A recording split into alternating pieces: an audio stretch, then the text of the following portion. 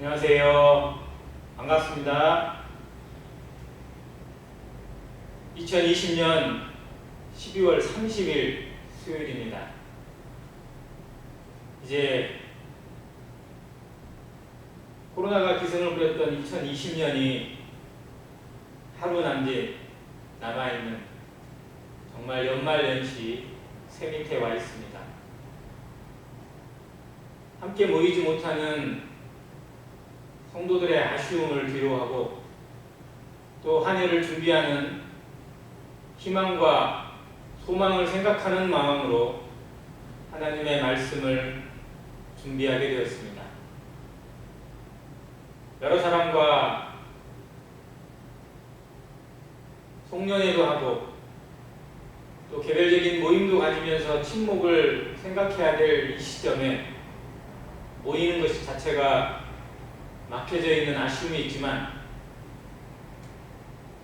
가족들과 함께 정말 아끼고 사랑하는 나의 사랑하는 가족들과 함께 한 해를 정리하고 또 한 해를 새롭게 소망하는 시간이 되시기를 바랍니다. 아울러 하나님의 말씀이 우리 심령에 깊이 박혀져서 그 어떠한 환란에도 흔들리지 않고 오히려 더욱 강건한 믿음과 담대한 신앙을 회복하는 좋은 기회가 되기를 간절히 원합니다. 오늘 말씀은 구약성경 하박국 말씀입니다. 너무나 유명하게 잘 아는 하박국의 말씀이 있는데 그 부분을 먼저 읽고 교제를 하도록 하겠습니다. 하박국 3장 17절부터 19절까지입니다. 하박국 3장 17절로 19절 같이 읽겠습니다.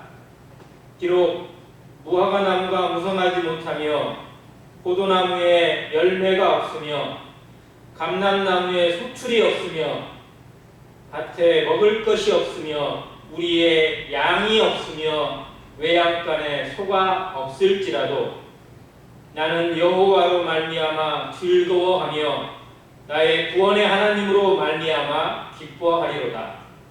주 여호와는 나의 힘이시라. 나의 발을 사슴과 같게 하사 나를 나의 높은 곳으로 다니게 하시리로다. 아멘. 이 말씀을 찬양으로 옮겨서 주일학교 학생들도 또 웬만한 성도들도 즐겨 부르는 노래가 있습니다. 무화과 나뭇잎이 마르고 포도 열매가 없으며. 하박국의 노래로 유명한 이 찬양은 상황이 어렵고 힘들고 정말 낙심되는 어려움이 있다 할지라도 나는 여호와로 말미암아 즐거워하며 구원의 하나님으로 기뻐하겠다고 하는 감사와 찬양과 의지가 담겨있는 노래입니다. 박자가 되게 리드미컬하고 신나고 또 즐거운 멜로디가 계속됩니다. 그래서 하박국 하면 이 노래가 생각나고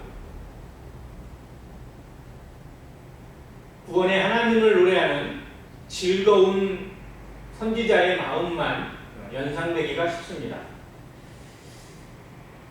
그런데 그 노래가 주어지기까지, 이러한 찬양을 부르기까지, 이러한 감사를 드리기까지 어떠한 과정을 거쳤고 어떠한 어려움이 있었고 그 과정을, 그 어려움을, 그 고난을 어떻게 극복하고 지나게 되었는지, 어떻게 감사로 전환하게 되었는지 생각해 볼 필요가 있습니다. 왜냐하면 하박국이 예언하던 이 시기, 이 성경이 기록되던 이 시기는 결코 찬양과 감사와 은혜가 넘치는 때가 아니었기 때문입니다. 그 어떠한 때보다 힘들었고 그 어떠한 시대보다 어려운 시절에 하박국이 이 노래를, 이 말씀을, 이 예언을 우리에게 들려주고 있기 때문에 그렇습니다. 그의 심령을 관통하고 있는 대부분의 상황은 낙심입니다. 원망입니다. 이해할 수 없는 상황입니다.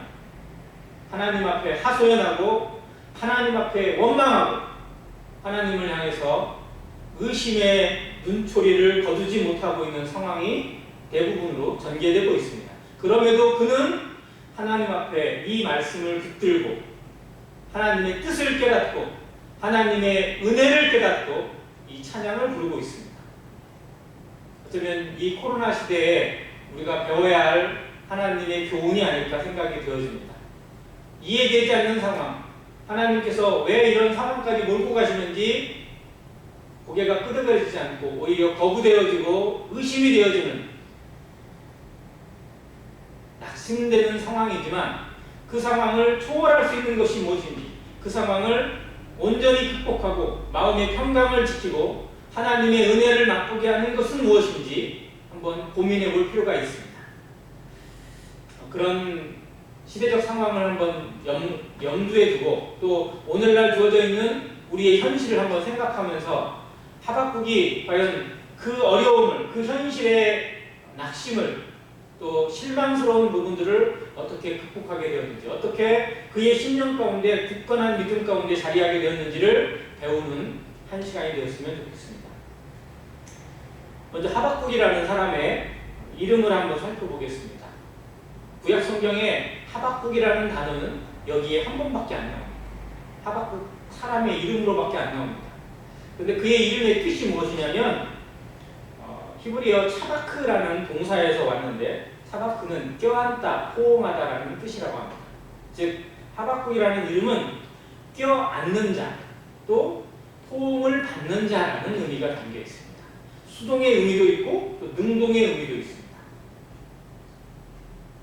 여러분은 호응을 받는 자가 되길 원하세요? 아니면 호응을 하는 자가 되길 원하세요? 껴안음을 받는 자가 좋으세요? 껴안음을 주는 자가 좋으세요? 그런데 한 가지 배워야 될 것은 뭐냐면 무엇인가를 주기 위해서는, 무엇인가를 베풀기 위해서는 먼저 받아야 한다는 사실입니다. 그래서 하박국이라는 이름은 먼저 껴안음을 받았습니다. 누구로부터? 하나님으로부터.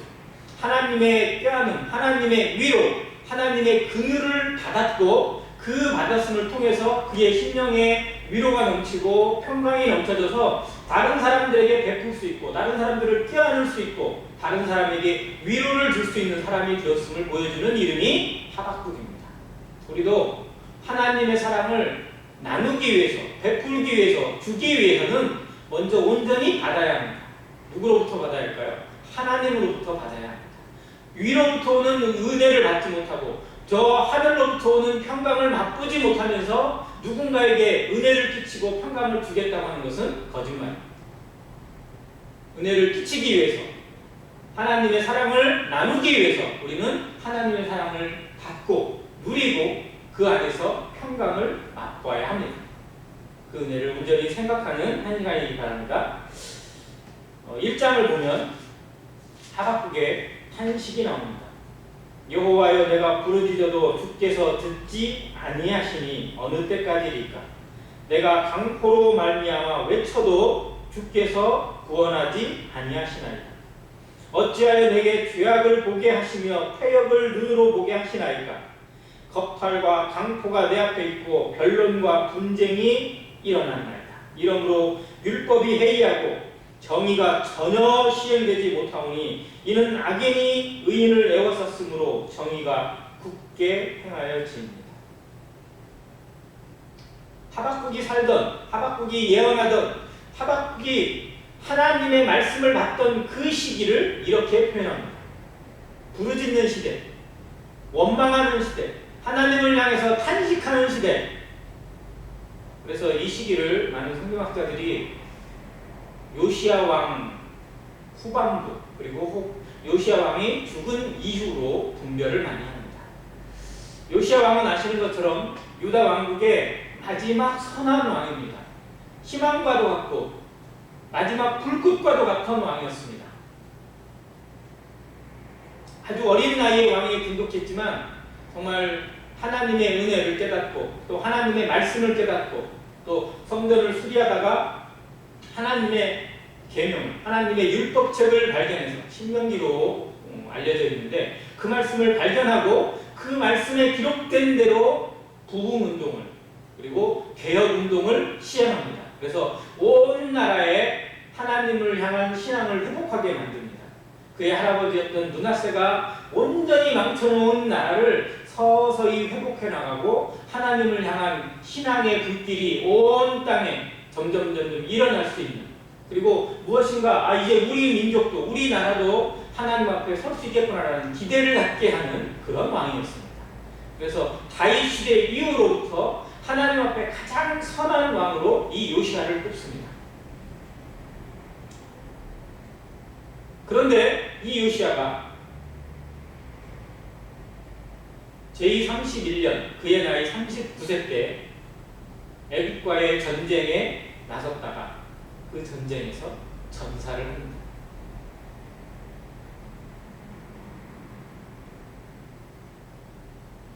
너무나 말도 안 되는 상황이 일어난 겁니다.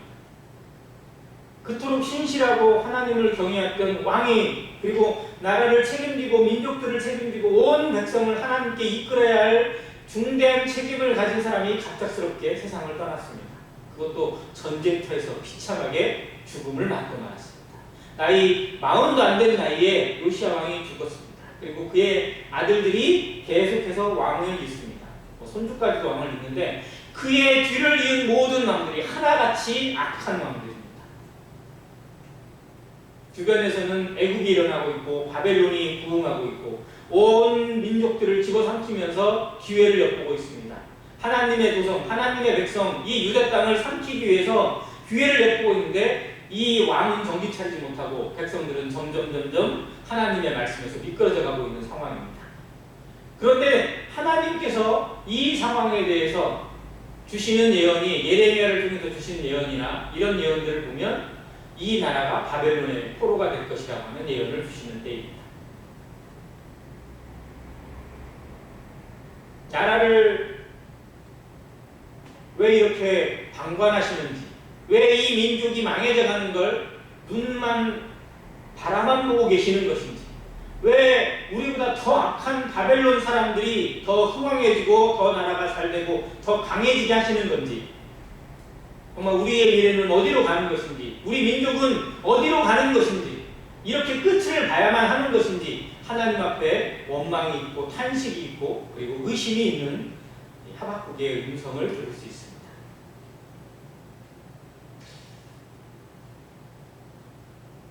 하나님 앞에 살아가는 성도들도 이러한 의심이 또 탄식이 자주 나타납니다. 정말 기도하는데도 불구하고 또 마음에 간절히 원하는데도 불구하고 상황은 점점 꼬일 때가 있습니다. 더욱더 악해져 가고 오히려 나를 둘러싼 상황들이 정말 절망의 구렁텅이로 빠져나가는, 더 이상 헤어나올 수 없는 낭떠러지로 몰리는 듯한 느낌을 받을 때도 있습니다. 코로나의 와중도 또 그렇게 보일 수 있습니다. 정말 더 좋아져도 시원찮을 판에 점점점 안 좋은 소식만 들립니다. 어려운 소식만 나타나고 있습니다. 여기저기서 확진자가 나타나고 죽어가는 사람들이 늘어나고 있습니다. 어디 하나 안심할 수 없는, 그래서 교회 이름으로 모이는 것조마저 참 어려움을 겪고 있는 이 시기입니다. 왜 하나님께서 이러한 일을 허락하셨는지, 과연 이 세상 말기에 주어지는 이 하나님의 진노를, 하나님의 이 징계를, 하나님의 이 섭리를 우리는 어떻게 받아야 할 것인지, 참 말씀을 들으면서도 또 기도하면서도 의심이 들 때가 많이 있다는 것을 우리가 압니다. 그런데 그게 끝이 아닙니다. 하나님이 그렇게 하시는 이유는 분명히 있습니다. 하나님은 그 누구도 멸망에 이르기를 원치 아니하시고 어떠한 악인도 그 죄로 인해서 망하는 걸 원치 않습니다. 모든 사람이 구원을 받으며 하나님을 아는 데 이르기를 원하십니다. 성도들도 더 말할 것도 없습니다. 모든 성도가 하나님 앞에 더욱 회복되어져서 자신의 삶을, 자신의 인생을, 그리고 구원받은 그 성령의 능력과 가치를 다시 회복해서 살아갈 수 있고 하나님 앞에 향기가 되고 세상의 빛과 소금이 되어지기를 간절히 원하십니다. 그래서 시험하시고 그래서 연단시키십니다. 그 연단을 거쳐서 소망 가운데 굳건히 설 수 있도록 우리를 인도하시는 하나님이심을 우리는 믿습니다. 그래서 이 말씀을 통해서도 하나님이 이 어려움을 주시고 우리에게 이해되지 않는 상황을 주시는 것에 대해서 분명한 뜻이 있음을 기억해야 합니다. 하나님의 뜻이 무엇인지를 알고자 하는 마음으로, 그걸 듣고자 하는 마음으로, 그걸 깨닫고자 하는 마음으로, 그리고 그 하나님이 보여주시는 그 길에 순종하고자 하는 마음으로 나서는 성도는 발견합니다. 왜? 하나님은 숨기시는 분이 아닙니까? 감추시는 분이 아니라 우리에게 알게 하십니다. 너는 여호와께 부르짖으라. 그리하면 내가 너에게 보여주겠고 내가 알지 못하는 크고 비밀한 일을 내게 보여주겠다고 언약하신 그런 하나님이십니다. 그러나 그 눈이 감춰져 있고 그 귀가 막혀있는 사람에게 하나님 그 뜻이 보이지 않고 들리지 않습니다. 우리의 눈이 어떻게 흐려져 있는지, 우리의 귀가 얼마나 막혀져 있는지를 먼저 생각하고 점검해야 합니다. 그래서 말씀을 들을 준비를 하고 하나님의 뜻을 분별하고자 하는 성령의 지혜를 들을 준비가 되어야 합니다. 이 시간이 그런 시간이 되고 또 이 코로나로 함께 모이지 못하는 아쉬움이 있지만 집에서 묵상하는 시간에 함께 기도하는 시간에 그리고 우리 마음에 있는 그 공고함을 하나님께 토로하는 시간에 뜻을 분별하고 하나님의 음성을 더욱 귀담아 들을 수 있는 정말 앙망하는 시간이 되기를 간절히 바랍니다. 2장입니다. 하박국 2장 1절에 보면 내가 내 파수하는 곳에 서며 성루에 서리라. 그가 내게 무엇이라 말씀하실는지 기다리고 바라보며 나의 질문에 대하여 어떻게 대답하실는지 보리라 하였더니 여호와께서 내게 대답하여 이르시되 너는 이 묵시를 기록하여 판에 명백히 새기되 달려가면서도 읽을 수 있게 하라. 이 묵시는 정한 때가 있나니 그 종말이 속히 이르겠고 결코 거짓되지 아니하리라. 비록 더딜지라도 기다리라.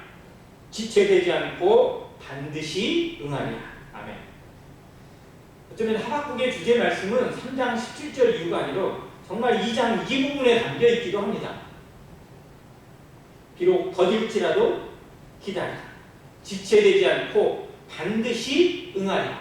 이것이 하나님의 약속입니다. 그러나 이 약속을 받기 위해서 선행해야 될 조건이 있습니다. 우리가 그걸 살펴야 합니다. 우리의 자세를 돌아봐야 합니다.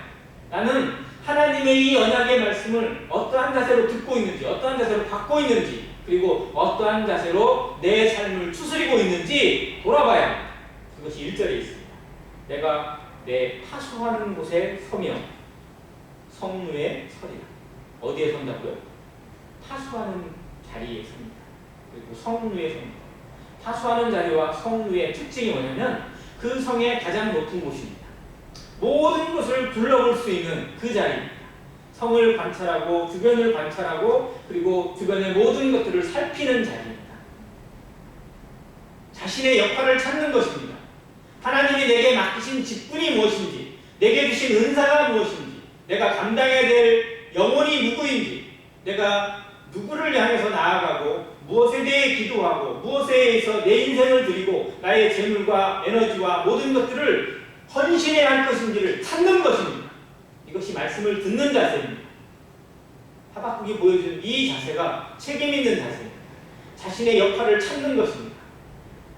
원망하기 전에, 불평하기 전에, 탄식하기 전에, 낙심하기 전에 내게 역할이 무엇인지, 나에게 맡기신 것은 무엇인지, 내가 이 교회에서, 이 사회에서, 이 가정에서 무슨 일을 감당해야 할 것인지를 생각하고 묵상하고 찾는 것입니다. 그리고 그것에 충성되게 헌신하는 것입니다. 드리는 것입니다. 이 자세가 주어졌을 때 하나님의 말씀이 비로소 더 깨달아지게 됩니다. 더 분명히 들리게 됩니다. 우리의 자세를 돌아봐야 합니다. 나는 어떠한 자세로 살아가고 있는지, 무엇을 위해 살아가고 있는지, 내게 내 삶을 지탱하고 있는 것은 하나님의 말씀인지 아니면 세상의 욕심인지, 나를 위한 삶인지 하나님을 위한 영광인지 정직하게 돌아보고 나의 자세를, 나의 자리를 회복하게 기도하시기 바랍니다. 그리고 하나님이 주시는 뜻을 분별하고 그 옆에 나를 들이시는 영적 예배가 나타나기 바랍니다. 진정한 예배는 나의 자리를 찾고 나의 이치를 찾고 그리고 하나님이 주시는 그 뜻에 온전히 순종되어지는 것입니다. 이것이 영적 예배입니다. 그랬을 때 말씀이 분명히 보여집니다. 명백히 새겨 주셨습니다. 여기는 색이라고 하셨지만 우리에게는 하나님이 그 어떠한 것도 흠을 낼 수 없는 하나님의 말씀으로 우리에게 새겨서 주셨습니다. 누구라도 들으면, 누구라도 읽으면, 누구라도 묵상하면 깨달을 수 있도록 보여주셨습니다. 우리 손에 들려주셨습니다. 그리스도를 통해서, 성령을 통해서, 그리고 성경을 통해서 우리에게 들려주셨습니다. 우리는 마음만 먹으면, 우리 자신이 준비만 되어지면 언제든지 하나님의 뜻을 깨닫고 분별할 수 있는 기회를 가진 자들입니다. 이 은혜를 헛되이 보내지 마시기 바랍니다.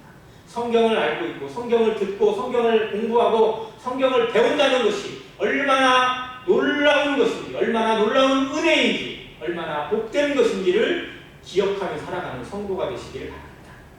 그 앞에 우리 자신이 드려지길 바랍니다. 그랬을 때 우리의 삶에 하나님의 능력의 말씀, 언약의 말씀, 위로의 말씀이 더욱 강하게 와닿게 될 것입니다. 함께 하시는 하나님의 위로를 맛보게 될 것입니다. 성령의 동행함과 그 충만함을 경험하게 될 것입니다. 하나님은 우리 가운데 위로를 주십니다. 이 묵시는 정한 때가 있습니다. 하나님은 세상의 모든 것을 하나님의 섭리 가운데 두셨고 때가 있습니다. 일어날 때가 있고 누울 때가 있습니다. 시작할 때가 있으면 끝날 때가 있습니다. 모든 것에는 시작과 끝이 주어져 있고 이 세상도 마찬가지입니다. 우리의 인생도 마찬가지일 뿐만 아니라 하나님이 계획하신 이 세대도 마찬가지입니다. 코로나도 분명 어느 순간에는 끝을 보게 될 것입니다. 그러나 그것이 전부는 아닙니다. 하나님의 때가, 하나님의 묵시의 때가 언제일지 알고자 하는 마음, 듣고자 하는 마음, 그리고 그 앞에 순종하고자 하는 마음이 중요합니다. 그랬을 때 하나님의 위로가 우리를 지배하게 되고 우리의 마음을 강하게 이끌어갈 것입니다. 비록 더디지만 지체되지 않을 것입니다. 기다리라는 것입니다. 하나님의 뜻이 서기까지 하나님께서 내게 보여주시는 그것으로 실망하지 말고 낙심하지 말고 포기하지 말고 기다리는 것, 이것이 진정한 신앙입니다. 믿음은 버티는 것입니다. 기다리는 것입니다. 특별히 성도들에게 주어져 있는 믿음, 오직 의인은 믿음으로 말미암아 살리라고 주시는 말씀이 이 하박국에 나옵니다. 구약성경을 통해서, 아니 성경을 통해서 가장 먼저 기록된 부분이 바로 이 하박국 말씀이 있어요.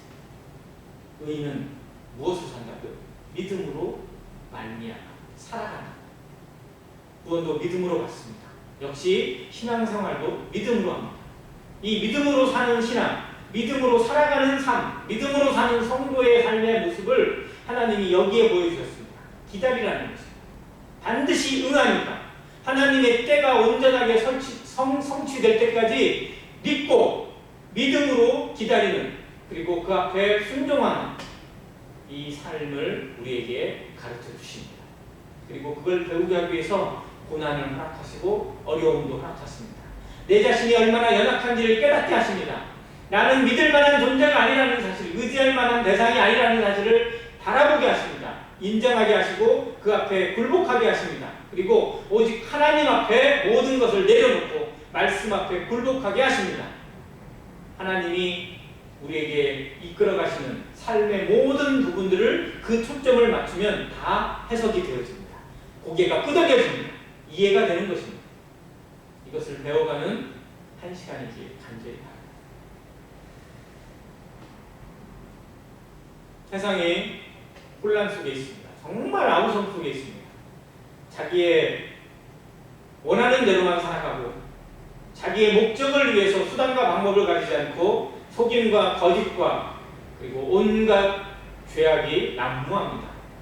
그 속에 성도들의 마음도 휩싸여서 정말 이래도 되는가 저래도 되는가 싶을 만큼 좌우로 흔들릴 때도 있고 의심의 풍파 속에서 신앙의 그 든든한 닻을 잃어버리고 방황하는 배처럼, 표류하는 조각배처럼 어디로 가는지 알지 못하는 모습 가운데 머물 때도 있습니다.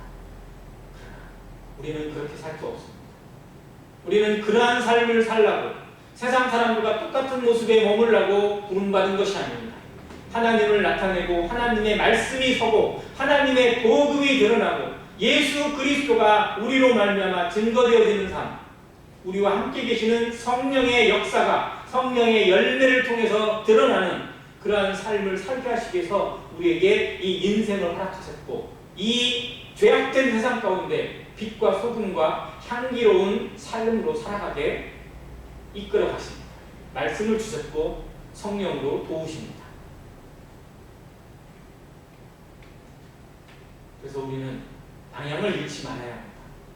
그 어떤 환난의 때가 주어진다 하더라도 그 어떤 의심과 실망이 우리 가운데 찾아온다 해도 우리는 분명히 방향을 잡아야 합니다. 하나님 앞에 서야 합니다. 나의 위치를 찾고 나의 자리를 잡고 하나님 앞에 내게 맡기신 것이 무엇인지를 찾고자 하는 하나님의 뜻을 분별하고자 하는 삶의 의지가 필요합니다. 어려울수록 힘들수록 더욱 기도해야 합니다. 말씀을 붙들고 하나님의 언약을 붙들고 기도하는 삶, 기도하는 성도는 흔들리지 않습니다. 잠시 어려움은 주어져도 똑같이 어려움이 오고 똑같은 상황 가운데 환경 가운데 내몰리긴 하지만 그러나 계속해서 요동치진 않습니다. 자리를 잡습니다. 왜? 무게중심이 있으니까. 굳건한 예수 그리스도, 반석이신 예수 그리스도, 전지전능하신 하나님의 그 무게중심이 그 삶을 지탱합니다. 그래서 다시 자리를 잡게 하십니다. 방향을 잃지 않고 나아가게 하십니다. 그것이 말씀의 능력입니다. 성령의 위로입니다. 하나님께서 하박국을 통해서 그리고 많은 성경의 위로의 말씀을 통해서 우리에게 주시는 복이라고 믿습니다. 이것을 깨닫고 이것을 붙잡는 성도가 되시기를 또한 간절히 바랍니다. 하나님을 믿는 자, 하나님의 언약을 믿는 자, 하나님께서 지체되지 않고 반드시 이루실 것을 확신하는 성도, 그런 성도가 바로 나이기 내 삶을 지배하고 그리고 세상의 모든 위정자들과 모든 권력자들과 모든 부자들 그리고 세상을 난다긴다 하는 사람들의 모든 것을 다 떨쳐내고 오직 하나님의 뜻이 굳건히 서는 날을 볼 것이라고 하는 확신 가운데 살아가는 안행교회 성도가 되시기를 간절히 바랍니다. 이제 하박국이 찬양을 부릅니다. 그 음성을 듣고 하나님 앞에 묵시를 깨닫고 하나님의 뜻을 분별하기 시작했을 때 그의 마음에 잃어버렸던 평강이 찾아왔습니다. 남들은 못 보지만 남들은 깨닫지 못하지만 그는 깨닫게 되었고 그는 보게 되었습니다. 그는 바라보는 것입니다. 그래서 3장에 시기온옷에 마친 선지자 하박국의 기도라. 그러나 10장 내용을 보면 찬양입니다. 여호와여 내가 주께 대한 소문을 듣고 놀랐나이다. 여호와여 주는 주의 일을 이 수년 내에 부응하게 하옵소서. 이 수년 내에 나타내시옵소서. 부흥을 노래합니다. 침체와 멸망과 패망이 파멸이 눈에 보이는 그 상황 속에서 부흥을 노래하고 있습니다. 이것이 믿음의 능력입니다. 우리의 가정, 우리의 건강, 우리 개인의 신념 가운데 또 우리 교회에 참 많은 어려움이 보입니다. 한숨이 나올 때도 있고 한식이 나올 때도 있고 그리고 참 원망이나 불평이 나올 수도 있고 괴로움이 우리에게 찾아올 때도 있습니다. 그러나 그 모든 상황을 뛰어넘는 부흥을 바라보는 성도, 부흥을 주시는 하나님을 믿는 성도, 그리고 부흥의 때를 기대하는 성도가 말씀 가운데 사는 성도일 것입니다. 말씀에 붙들린 성도, 하나님의 언약 가운데 하나님을 믿는 성도는 그 어떠한 상황에서도 이 부흥을 바라보고 부흥하시는, 부흥케 하시는 하나님을 의지합니다. 그분의 위로를 의지합니다. 그분의 손을 의지하고 그분의 전지전능하심에 자신을 맡기고 자신의 역할을 찾아갑니다. 함께 하시고 동역하시는 모든 것을 주관하셔서 이루시는 하나님 앞에 자신의 삶을 의탁하고 자신이 어떠한 것에 드려질 것인지 어떻게 도구가 될 것인지 어떠한 일에 쓰임받을 것인지를 고민하면서 기도하면서 준비하고 순종합니다. 부흥이라는 단어가 우리 삶의 표대가 되길 바랍니다.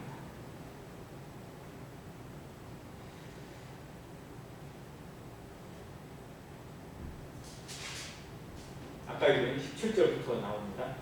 비록 무화과나무가 무성하지 못하며 포도나무에 열매가 없으며 감람나무에 소출이 없으며 밭에 먹을 것이 없으며 우리의 양이 없으며 외양간에 소가 없을지라도 하나도 없습니다. 무화과나무, 포도나무, 감람나무 이 세 나무의 특징이 뭐죠? 무화과나무, 포도나무, 감람나무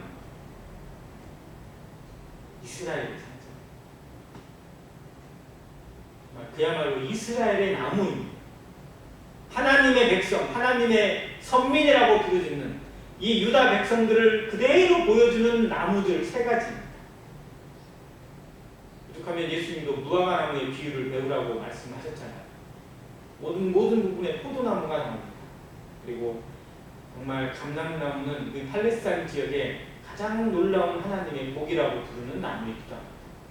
오죽하면 예수님이 기도하러 가신 산이 감람산입니다. 자, 이 나무가 무성하지 못하고 열매가 없습니다. 소출이 없습니다. 그렇게 많은 열매를 맺히는 포도에 열매가 없습니다. 그 아름다운 열매를 맺혀서 기름을 얻고 그리고 풍성한 에너지를 얻을 수 있는 감람나무에 열매가 없는 상황. 그리고 밭에 먹을 것이 없습니다. 우리의 양이 없어요. 외양간에 소가 없어요. 양과 소, 하나님을 예배하는 데 있어서 필수적인 것. 하나님께 제사드리고 하나님을 예배하는 데 있어서 필수적인 짐승이 바로 양과 소 아닙니까? 이스라엘 백성들에게 가장 중요한 가축입니다. 하나님 앞에 드릴 것도 없는 상황입니다. 정말 더 이상 나빠질 수 없는 상황입니다. 민족이 끝을 다하였고 하나님의 나라, 하나님의 백성이 멸망에 던져질 수밖에 없는 극한의 상황을 맞이하고 있습니다. 정말 그 시대 그대로 유다가 결국 바벨론에서 그대로 멸망을 당합니다. 3번에 걸쳐 포로가 잡혀져 가고 마지막에는 성전에 있는 모든 것들을 다 뺏깁니다. 예루살렘 성이 무너지고 성벽이 황폐화되어지고 정말 황무지처럼 변해버리게 됩니다. 그런데 18절은 뭐라고 해야 됩니까? 그랬을지라도 나는 여호와로 말미암아 즐거워하며 나의 구원의 하나님으로 말미암아 기뻐하리라. 이해되지 않습니다. 이해할 수 없습니다. 믿는 사람들은 이해할 수 없는 사람들입니다. 뭐가 좋다고 그렇게 그냥 교회를 찾아가는지 모임 교제를 그렇게 사모해서 무슨 집회가 있다고 하면 뭐가 있다고 하면 그냥 만사를 제쳐놓고 달려가는 그 사람들 세상이 이해할 수 없습니다. 그런데 그 안에 살아본 사람은 그 안에서 누리는 사람은 이걸 압니다. 우리는 이 즐거움을 경험했잖아요. 이 즐거움으로 살아왔잖아요. 하나님으로 말미암는 세상의 모든 것들이 다 무너져도 세상에 어떤 일이 주어져도 나는 여호와로 말미암아 즐거워하며 나의 구원의 하나님으로 말미암아 기뻐하는 것을 우리가 경험했었지 않습니까? 근데 지금은 어떤가요? 지금은 무엇으로 기뻐하고 무엇으로 즐거워하고 있습니까? 우리를 기쁘게 하고 우리의 마음을 즐겁게 하고 우리의 마음에 진정한 평강을 주고 행복을 주는 것이 무엇입니까? 우리는 찾아야 합니다. 무엇에서 행복을 얻고 있는지, 무엇을 위해서 기쁨을 찾고 있는지. 이걸 잃어버리니까, 하나님으로 말미암는 기쁨을 잃어버리니까 엉뚱하게 가서 딴짓거리 합니다. TV가, 영화가, 인터넷이, 스마트폰이 무엇이 과연 우리에게 어떠한 기쁨을 주고 어떠한 위로를 주고 어떠한 평강을 줄 수 있습니까? 잠깐 지나가는 것에 불과합니다. 안개 같은 것에 불과합니다. 우리에게 정말 진정한 위로, 진정한 기쁨, 진정한 즐거움은 하나님밖에 없습니다. 하나님의 것, 하나님의 위로, 하나님의 말씀, 그리고 성령의 위로만이 우리에게 능력이요, 힘이요, 요새가 되고 반석이 되는 것입니다. 속일 수 없습니다. 우리의 마음에 이 가치를 회복하게 되길 바랍니다. 찾기를 바랍니다. 정말 간절히 기도하시길 바랍니다. 이것에 대해서 정말 간절히 매달리는 성도가 되시길 바랍니다. 우리는 여기에서 물러나서는 안 됩니다. 그 어떠한 상황이 오더라도, 그 어떠한 어려움이 주어지더라도 내 구원의 하나님, 나의 이 구원의 하나님으로 말미암아 내게 주신 예수 그리스도의 십자가와 보혈로 말미암아 기뻐하고 즐거워하는 것을 빼앗겨서는 안 됩니다. 건강이 어려워져도, 재정적으로 힘들어져도, 그리고 많은 사람들과의 관계에서 정말 어그러지는 상황이 오더라도, 그러나 이것만큼은 잃어서는 안 되고 이것만큼은 뺏겨서는 안 됩니다. 수많은 믿음의 선진들이 이것을 지키기 위해서 자기의 목숨을 던졌습니다. 얼마나 많은 피가 흘려졌습니까? 그러나 그들은 죽어가면서도 죽음을 맞고 저주를 받으면서 불에 타고 짐승에게 먹이밥이 되어지고, 그리고 구덩이에 던져져서 기뻐하고 즐거워하면서 찬양하면서 하나님의 영원한 본향을 찾았고 생명의 하나님 앞에 동행하는 삶을 살아왔던 믿음의 선진들이 있습니다. 우리는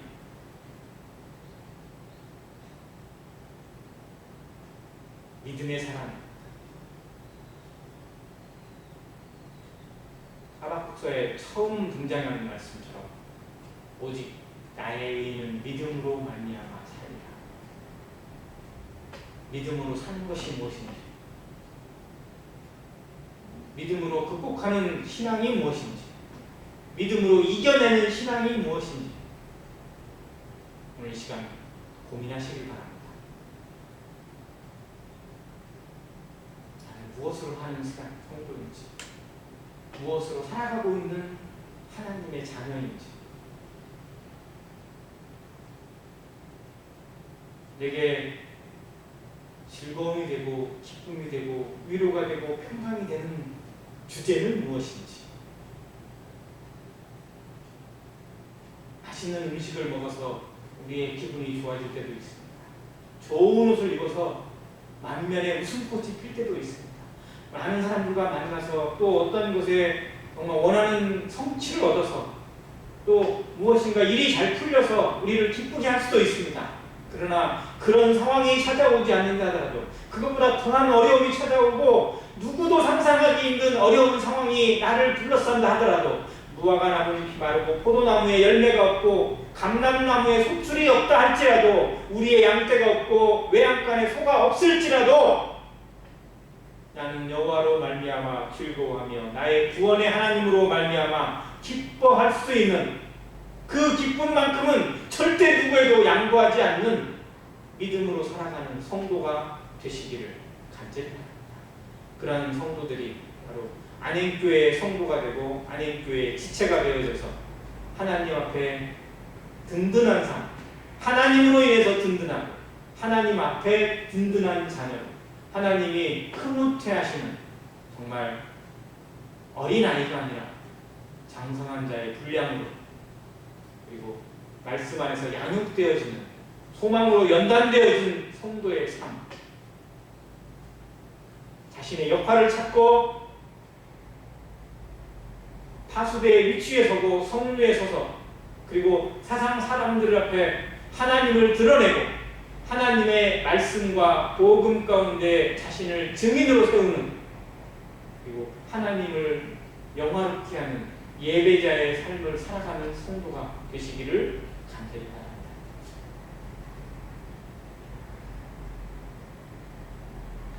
불안을, 공포를, 두려움을 이겨내는 비결은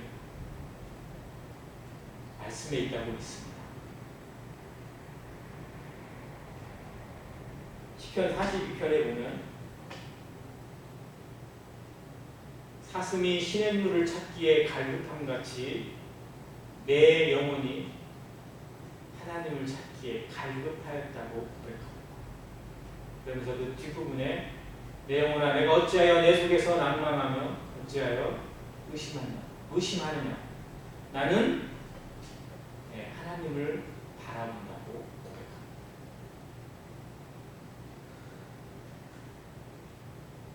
너는 하나님을 바라라. 나는 내 영혼을 도우시는 내 하나님을 바라보지. 찬송한다고 고백합니다. 상황은 바뀌어지지 않습니다. 더 나빠질 수도 있습니다. 그러나 그 상황을 초월하시는 하나님, 현실을 초월하시는 하나님, 모든 것을 능히 이기시고 지키시는 하나님을 바라보는 성도, 앙망하는 성도, 주목하는 성도, 남들이 못 보는 그것을 보는 성도는 위로를 얻습니다. 남들이 못 가지는 힘을 갖습니다. 능력을 소유합니다. 세상에 누구도 쓰러뜨릴 수 없는, 누구도 굴복시킬 수 없는 강력한 힘의 소유주, 그 능력의 발판으로 교회가 세워져 왔고 교회를 지켜오셨습니다. 교회는 그런 곳입니다. 우리가 교회의 지체가 되어져서 교회의 일원이 되어지고 교회의 구성원이 되어져서 교회를 지키고 교회를 세워가고 교회를 섬기는 사람이 되었다는 것이 하나님 앞에 얼마나 놀라운 은혜인지 다시 한번 기억하는 시간이길 바랍니다. 믿음으로 사는 삶, 믿음으로 바라보는 삶, 그리고 믿음으로 순종하는 삶이 무엇인지 온전히 배워져서 하박국이 노래했던 이 찬양처럼 어떠한 상황이 오더라도, 어떠한 아픔이 있고 어떠한 탄식이 있고 어떠한 의심이 들더라도 결코 포기되지 않는, 오히려 하나님으로 인해서 기뻐하고 구원의 하나님으로 인해서 즐거워할 수 있는 성도의 삶의 능력을 누리는 안행교회 성도가 되시길 바랍니다. 갈라디아서 6장에 위대한 말씀 한 구절이 있습니다. 우리가 선을 행하되 낙심하지 말지니 포기하지 아니하면 때가 이르매 거두리라.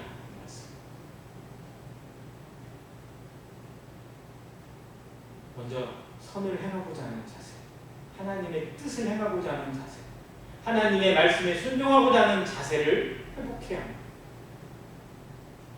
잘 안 되지만 하다가도 항상 넘어지고 항상 쓰러지고 다시 정말 다시 제자리로 돌아가는 것 같은 아쉬운 나, 미련한 나, 여전히 어린아이 같은 나이지만 그것을 계속 붙잡는 성도, 그것에 자신을 정말 자백하고 하나님 앞에 눈물로 고백하고 다시 말씀으로 돌아오는 성도, 오뚜기처럼 다시 회복되어지는 성도, 그것이 선을 행하는 것입니다.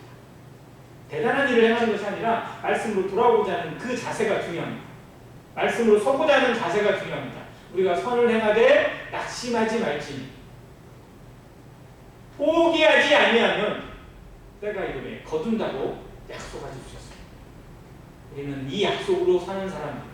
말씀으로 구원받고 말씀으로 의지해서 살아가는 성도입니다. 말씀대로 때를 이루시고 그 때가 되면 반드시 성취하실 하나님을 믿고 나아가는 성도입니다. 하나님의 위로가 모든 성도들에게, 그리고 이 코로나로 정말 어두컴컴한 이 시대에 온전하게 밝은 횃불처럼 든든한 하나님의 빛이 되어져서 어둠을 비치고 어둠을 이겨내고 하나님의 영광으로 드러나는 삶이 되시기를 간절히 바랍니다.